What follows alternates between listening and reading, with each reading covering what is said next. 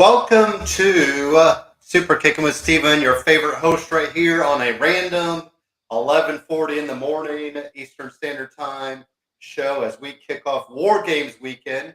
That's right, we are going to predict this show.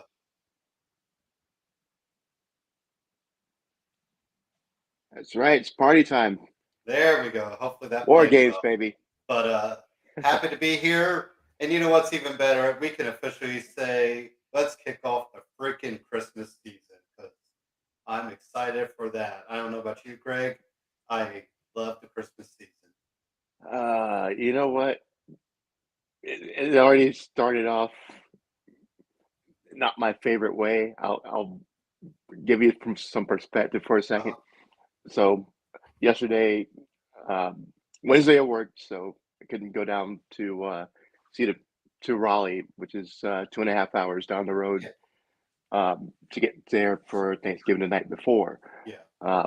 So Thursday morning, got up, drove down, and the big family gathering is another hour away. So I'm going to pick up my little brother, Mhm. and this is the one time out of the year where dinner is served after 8 o'clock because there's so much food and everybody's cooking, and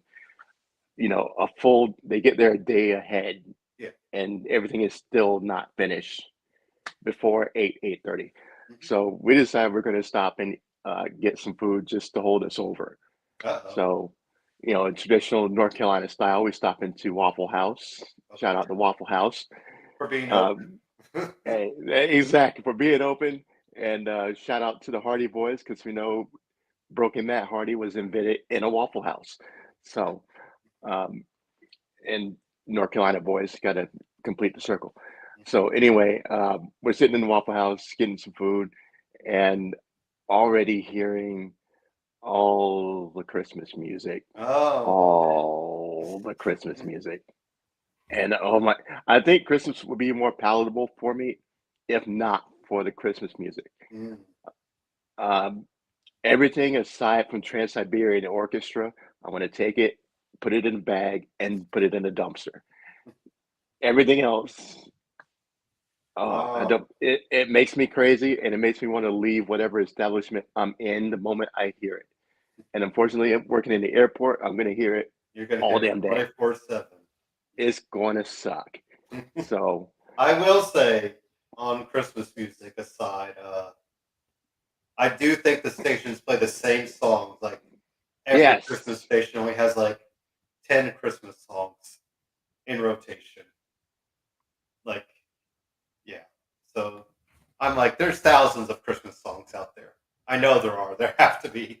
But let's just play Happy Christmas War is Over by John Lennon once every hour. And Do They Know It's Christmas Time?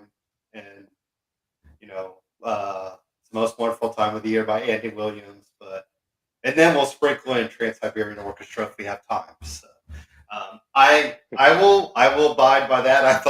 I really thought that was going to go another direction, like something tragic, not tragic, but something bad happened. But hey, if your worst complaint is the Christmas music, I think we could deal with it, right? We can't play it on here because we'll get copyright infringement. So there you go. I can't play it on here. I would just keep playing this.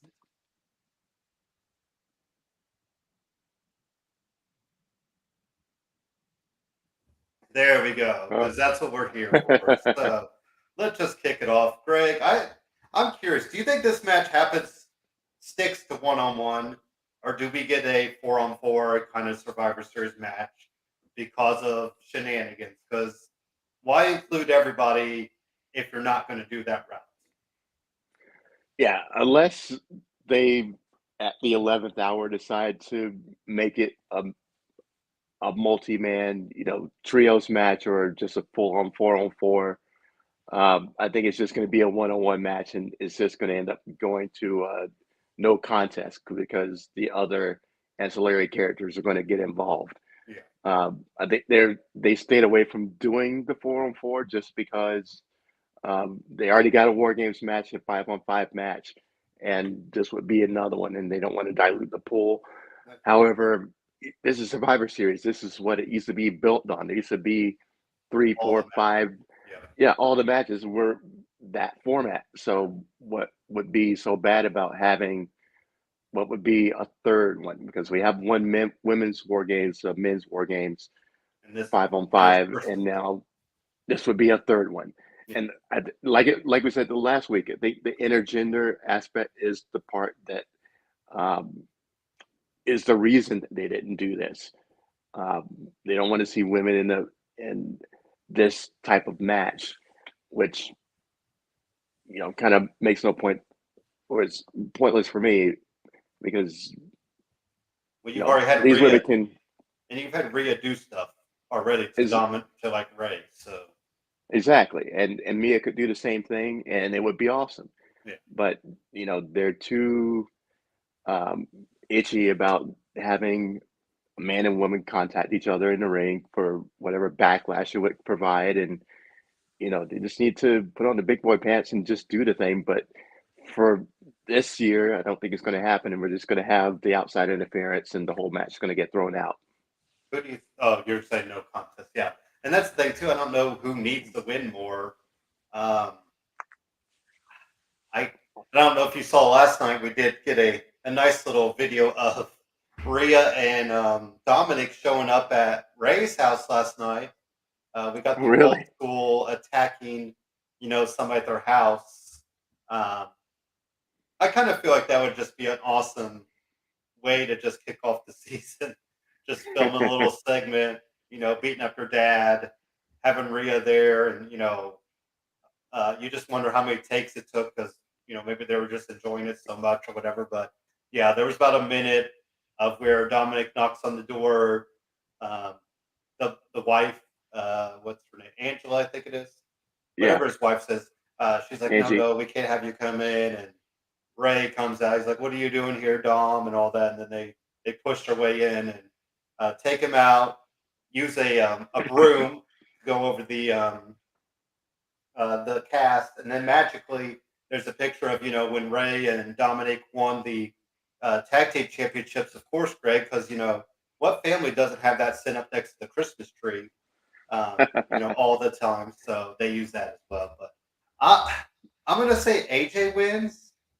Obviously, in my wavering of my voice, I don't believe it, but it just feels like the OC hasn't got as much over on them. But like your idea of no contest, and then I mean, I could almost just see it turning into a 4-on-4, and maybe it's not Survivor Series match, maybe just 4-on-4 tag team match. But I feel like we're going to get more out of what it is because we've hmm technically seen these two go at it before at right, Survivor Series because that's when Bray couldn't be there when Bray was supposed to be Sister Abigail. And then AJ had to step in, like you said, at the 11th hour. And that was AJ versus Finn. And they kind of two sweeted at the end of it because it was just a random matchup. So I'm going to say AJ wins, but then I imagine it's going to evolve into a 4-on-4 match. Whether it's, Survivor Series style or not, doesn't really matter. But if you're going to have them all there anyway, you might as well just involve them all. So, uh, yeah, especially if this is like in the middle of the night.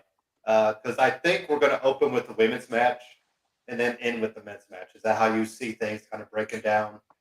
yeah. And then probably Um, Ronda and Shotzi before the women's match, and then the U.S. title second, I think. Yeah, it makes the most sense. I mean, you can't have those two War Games matches back to back, so it's Yeah. best to do one at the beginning, one at the end, and work upward. But Guess you could do I'm gonna the have to look up. Sorry, go. that segment because I think it would be even funnier if we have them knock on the door and Yeah. Oh, it's on it's Twitter, Thanksgiving. and I brought my girlfriend with me. yeah, he brought Mammy. So yeah.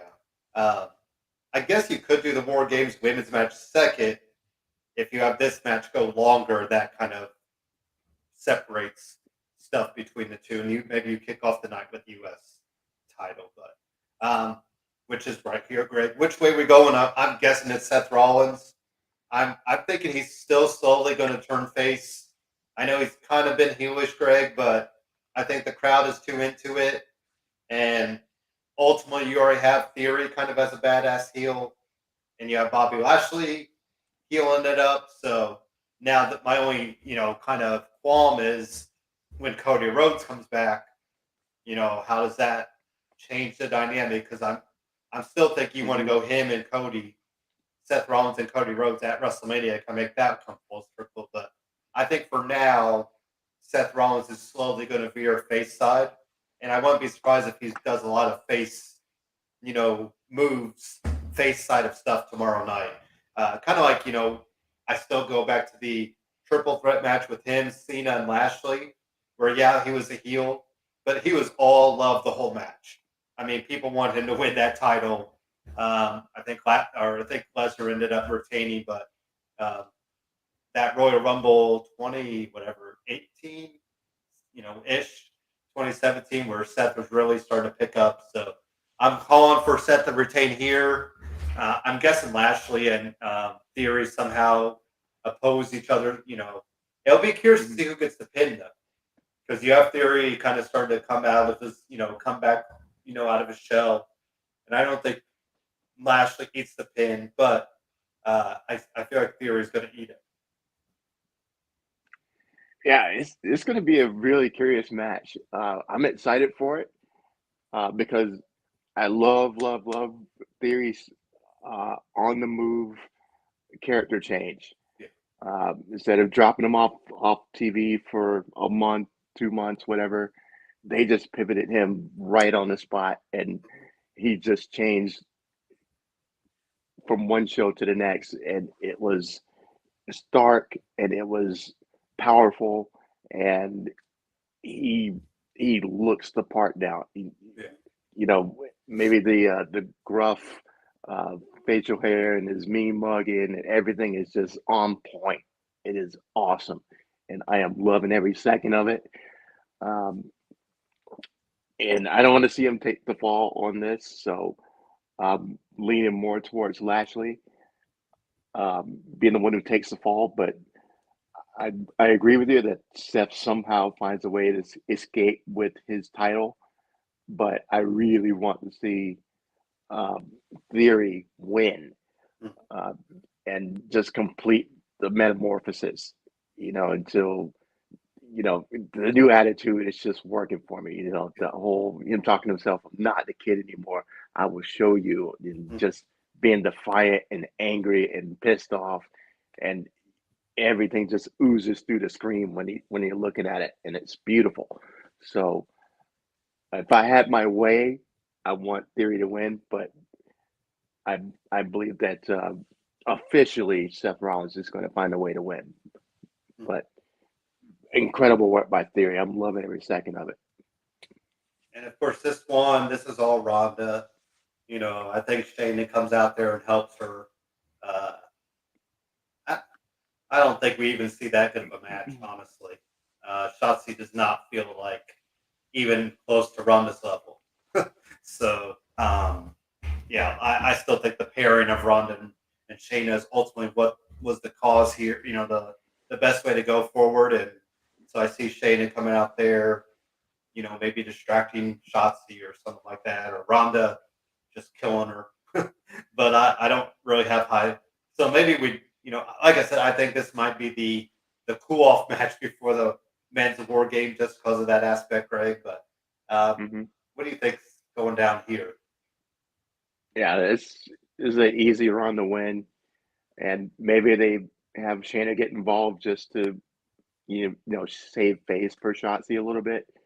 But this match has no point in being on the card to begin with. They just needed a point for Ronda just for window dressing, and the whole rivalry, if you can call it that, has been useless. So Yeah, this is more of this make a SmackDown.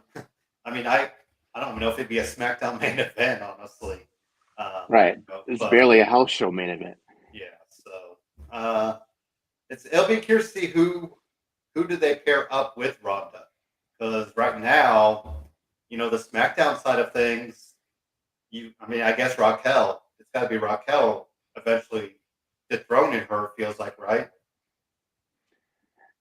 Yeah, I mean, they need to give it another run. They did have a really, really, really good match and that one match they did have. The So Open Challenge. wouldn't mind seeing that again. But what's the status? Is Becky coming back? Is Beth going to have a run? But we figured Beth's going to have her hands full with Rhea. But maybe there's some people in the wings. Are Sasha and Naomi back yet? That could be, the next contender. So like that, like that, this just feels like an appetizer before a big main course. So maybe after this match, we get a big reveal and somebody turns back up. Maybe Charlotte turns back up, because if you're going to bring back a big name, you want to do it on a pay-per-view where it's got the most eyeballs on it. So um, maybe Charlotte, maybe Becky, maybe somebody else that has been on the shelf for a little bit. Maybe Sasha, and get the biggest pop, but that might overshadow the whole rest of the card if that's the case. So, but maybe there's a big name waiting for this match to finish. Yeah. And here we go. We got the 2 War Games matches. So our first one is Bianca's team taking on Damage Control. We got Mia Yim involved. We have Alexa Bliss. We have Asuka. We have Bianca. We have the 5th woman yet to be revealed. Greg, so what I'm hearing is it's going to be Becky. And I love me some Becky, but that just feels like a letdown, doesn't it? Because she doesn't really have any need to be in this match. I mean, I'm guessing she's ready to come back, but I mean, really, it should be Beth Phoenix or bust, just because of the Rhea factor and Damage Control and Nikki Cross. But it sounds like it's going to be Becky as that 5th woman. How would you feel about Becky being in the match? And then what's your final call for who wins this War Games match, Greg? I have no problem with Becky being the 5th woman. If she's ready to come back, absolutely bring her in and have her be the X factor in the match. Reintroduce her. She doesn't have to do anything else with Bianca and the crew. Yeah. Moving forward, but it kind of closes the circle at the same time, because the last time we saw Becky, she had been injured by Damage Control, and so having her come back to get her pound of flesh and get her payback, it would make sense to put her in right here if she's ready. I think it's going to be Beth, and because of this previous storyline with Rhea and with Edge and the way that ended. Mm-hmm. So, and it gives Beth her time to shine. Exactly. So my gut is saying it's going to be Beth. I've heard the stories about Becky too. So, and either one of them would be great, but I hope it's Beth Phoenix. And which side? And as far as I'm going to say, the good girls win. Team Bianca. That's kind of how I'm thinking. There's too much on their side. Maybe you're saving Beth for Royal Rumble or something with her and Edge. Maybe her and Edge want to go back team one last time. I guess you could save it to WrestleMania. But, maybe you do Rhea and Damian Priest against, Beth and Edge at WrestleMania. Because I feel like we're going to get Dominic and Rey at WrestleMania. That has to happen at this rate. So, I'm going to say Bianca's team wins here too, which kind of makes the last prediction a little tough, because I don't know if I want both face teams winning. But, in this match, the Braun Bruce, Drew McIntyre, Kevin Owens against the Bloodline, it's all about Sami Zayn, right? Either he's going to be the GOAT one way or the GOAT the other way, Greg. I think personally it'd be fun to give Sami the win in the War Games match, but I do not have enough faith that we're going to get that. So I think he's going to cost the team somehow. I don't think they kick him out yet. It's going to be dragged out, Greg. Whether Sami gets pulled out, but this unfortunately is probably the beginning of the end of Sami Zayn's time in the Bloodline. So I guess I'm going to say Sheamus picks up the win, because it feels like the rumblings are Sheamus and Roman at Royal Rumble, just to give that, go that route at Royal Rumble time. But Owens will be fun to see what he does. I think it's really going to be interesting. Ridge and Butch, do they get a little bit of shine in this match? Hmm. Drew doesn't really need it. Kevin Owens doesn't need it. Sheamus technically doesn't need it, but I think it's all about Ridge and Butch, and then Solo. I think Solo on the other side. Hmm. Let him really do some stuff. But sometimes those ancillary characters don't do as much as we'd like. So I think it's going to be interesting, like I said, to see which direction they go with Sammy. My heart and my gut would love to see Sammy pick up the win for his team and really go that route. But the fact that he guaranteed the match, Greg, it that doesn't look good for him. So, Yeah. and like I said, I don't think it's not going to get kicked out this Friday. I mean, next Friday. It's going to be dragged out because, there'll be other stuff that he'll lose because of, for things. But ultimately, like I said, if it gets Kevin Owens and Sami Zayn back on the same page and them challenging the Usos at WrestleMania, that's ultimately where I'd want things to go. So I'm going to call for the face team here, even though I don't feel too good about it. Yeah, I mean, Triple H has done great at flying against convention is in what he's done since he took over. Mm-hmm. So I think this would be another case of that with both the face teams winning. And I agree with you. It's all about Sammy and his eventual departure from the bloodline, not so wanted departure.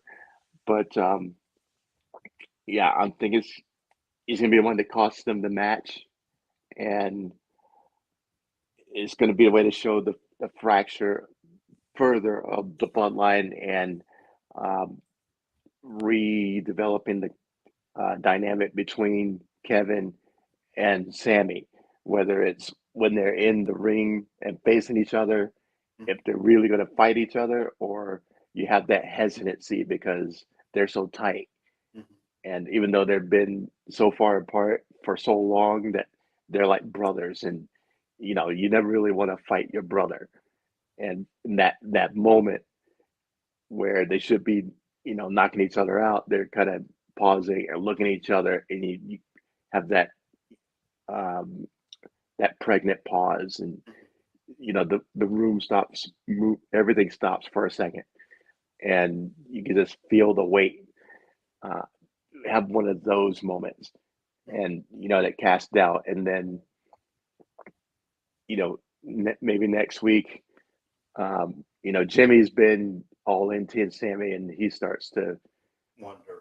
move towards Jay's side, and that week after that, or 2 weeks after that, another member starts to move away from him until the last one who's still is willing to tolerate him is Roman, Until and that. then he's the last one, and he finally gets ousted. But that's another 2 months, the beginning of March, uh, where WrestleMania is beginning of April, and you have a month to build up um, him and Kevin, because the whole time Kevin's been in his ear, trying to speak some sense into him, and um, when he finally takes that beat down, getting ousted Kevin from the there to group, Kevin save him. comes to save him, and boom, you have your top match for WrestleMania Mm-hmm. with Kevin and Sami against the Usos. So it's a perfect setup, and this would be the perfect jump off point, and you can keep rolling with this storyline all the way to WrestleMania. So, I mean, really, if you want um, to book it tomorrow night, you have Jay lose because of Sammy somehow. I think that's where I'm going. Maybe like mm, he bumps into him or something, and right, gets the pin, like gets pinned somehow. So I think, yeah, I think that's what we're going to see. We've already seen the fracture there, but we'll see or it. Jay takes the huluva kick instead of Yes, whoever, yeah. and the other guy pins him. You got to do something like that because that's where we got to go to really, I guess if you really want to swerve us, you have Jay, help Sammy win somehow. But that's a little too convoluted. So, uh, yeah, I don't see much. I guess I'm surprised that I'm going with both face teams, Greg. But at the same time, the bloodline's been booked so strong. I mean, they have to Yeah, lose something, right? I mean, right. even because this type of match, you're not losing any titles. if you don't have Roman get pinned, if you don't, you're kind of saving him anyway. So I think we can kind of roll with it that they eat a loss here. Yeah, it, Um, it it just makes everything better with the bloodline narrative, and Roman getting more fed up with losing, and yeah, um, we need to be tight, we need to be solid, and nobody is allowed to lose, yeah, and just it's starting to break Jay already, and somebody else can be next, and somebody else can be next. yeah. So it just makes the whole storyline with the bloodline just even more juicy. So Mhm. I'm with you. I think the faces are going to win, and that's going to make the bloodline story even better because of it. All right. I guess to finish up, Greg, do you have any good Survivor Series memories, moments that you can kind of recall? The obvious is the screw job, but do you have anything outside of that window? Uh, no, no, that's the biggest one that comes to mind. So many of the traditional 5-on-5s. Love the traditional 5-on-5s and seeing who was the last one standing and so on. But there's so many pay-per-views I can't peg it down to just one. So What's funny is they did the screw job twice, if you remember, because they did The Rock making Mankind tap out the next year to the sharpshooter. And that's when The Rock started his rise. So I think that's funny if you look back and think, wow, they really pulled the same thing 2 years in a row. And that was, that memory comes to mind for me, Greg, because I feel like that was the first time I was really like upset about a finish. Like I was like so in on Mick Foley and that storyline with him and McMahon, and he's coming out with the shirt and tie. Vince gives him the hardcore title, and he's ready to be groomed, and then boom, you have The Rock finally turn that corner. And of course, I go back to 2012 because that's Shield's debut, and being there live and not really knowing who they were, but now in hindsight realizing like, damn, that was that was the start of the Shield. Like, and then to yeah, think they broke up here, 3 years later is pretty crazy to think, that. But then I guess we can't forget the invasion angle because that took place. That was 7-on-7, I believe, wasn't it? Because that was like a bigger. There was more people involved, I think, just because you had ECW and WCW, yeah, right. and Um, a lot of mhm. people didn't necessarily care for that at the time because Sting wasn't there, Hogan wasn't there, who else? Ric Flair wasn't there, Macho Man. I mean, you had all the big names, Nash and Hall. They eventually came, but it was all about Booker T and Rhino and Taz, and was Stone Cold on Yeah, Team Invasion at that time? I can't. I I think he don't was. believe he was. Let's see. Because was it? Remember Tommy Dreamer, RVD. Um, Because I remember Stone Cold joined Team WCW ECW. Because I remember Taz was kind of the first guy that was booted out because of that eventually. But yeah, there was a lot of shenanigans there with the invasion angle. But some of those years in the middle, like you said, it's weird how they got away from the Survivor Series style matches, and I don't know if there's any reasoning behind it. Because it worked the first few years. Especially like you said when you had that final.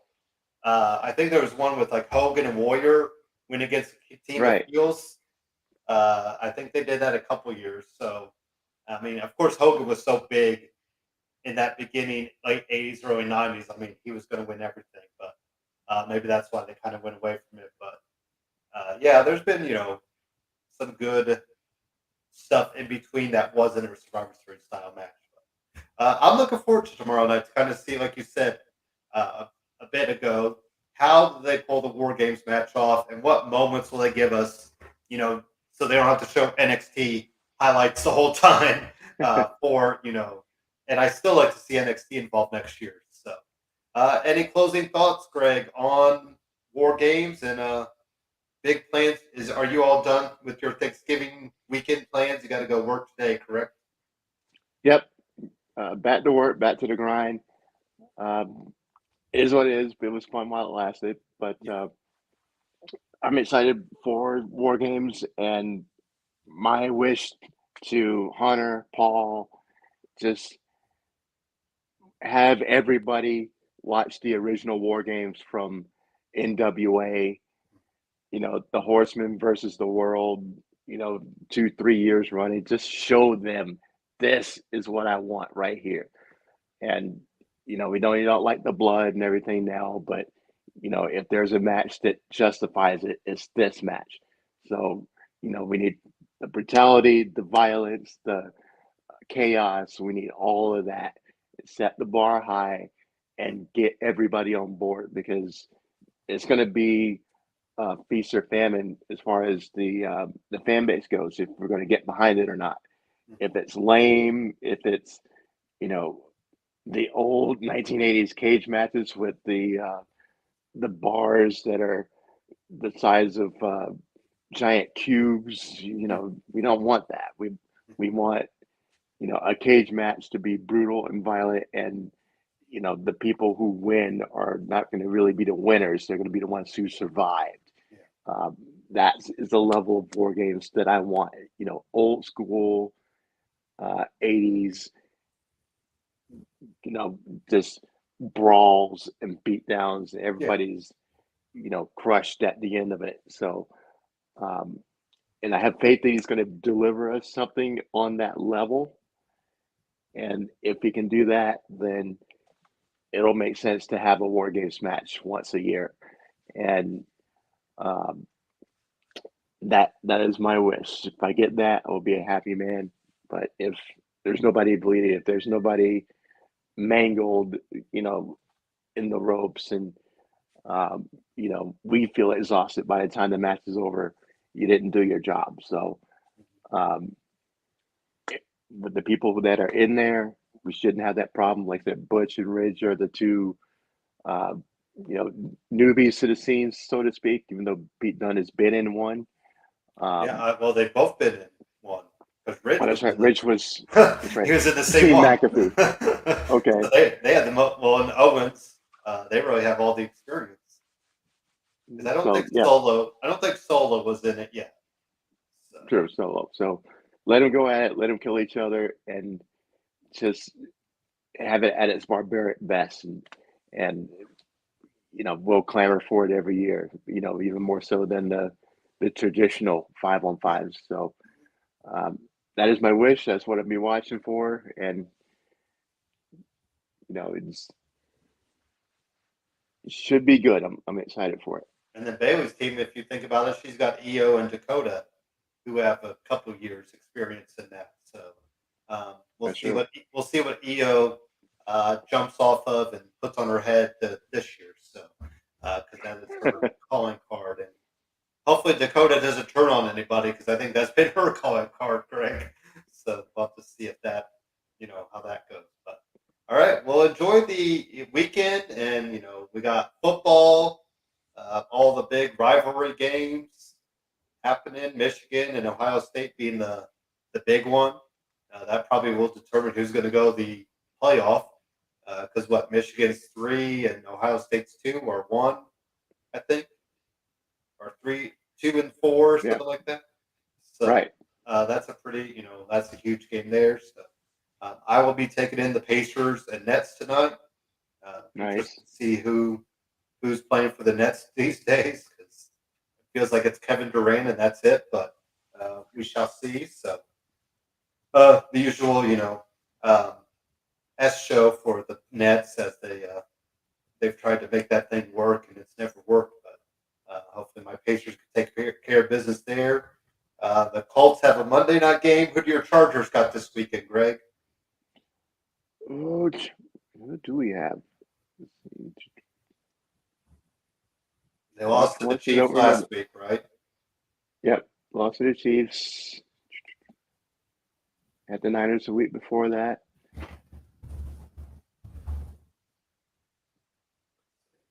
Huh.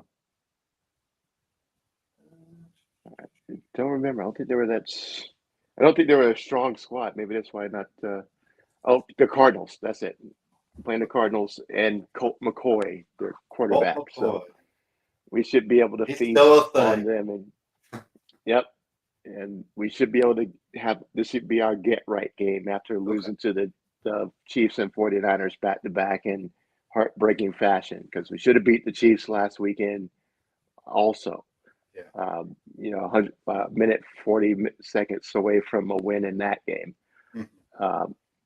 But Arizona can be our get right game and the catapult that starts the playoff run. So Yeah, it's it kind of should looking be a as layup, but you know, it is the NFL and weird stuff happens. we got Bengals and Titans. That looks like a pretty, those are even teams, and Falcons and Washington is pretty close. We got the Eagles playing at night, so and then like I said, the Colts and Steelers on Monday night. Colts 4-6-1, Steelers 3-7. Well, there will be a barn burner of a match, Greg. Oh yeah. Whoever gets 15 points wins the game, probably. Great So, games yesterday. Did you go 3-0 yesterday? I can't remember what I did.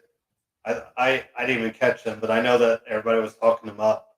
They were pretty closely because usually those games are like blowouts. It feels like, but some pretty tight games right there. So the first one and the last one were great, and then the Dallas Giants game was a blowout. But the Giants were just 6-0, weren't they? A few weeks ago, or 6-1. So they've kind of fallen off there, but. And the Cowboys, we'll see what they do. It's all about the playoffs for them. Bills still look like the real deal, even though they were third in their division just a week ago. So we'll see Dolphins and Jets how they go. So, all right, well let's kick the in this show right there and let you guys enjoy the rest of your Black Friday. We have no Black Friday sales here. We'll give you a 2-for-1 though. We'll go live again on Sunday. So there's your Black Friday sale here at Superkickin it as always. But Sunday. John Cena. So you remember that little TikTok or that little video where the woman got prank called about seeing John Cena. She's like, I don't want to see it, and she just kept calling. Oh, that was good. So, all right, well, let's get going and enjoy the day and enjoy your weekend. Have a good one.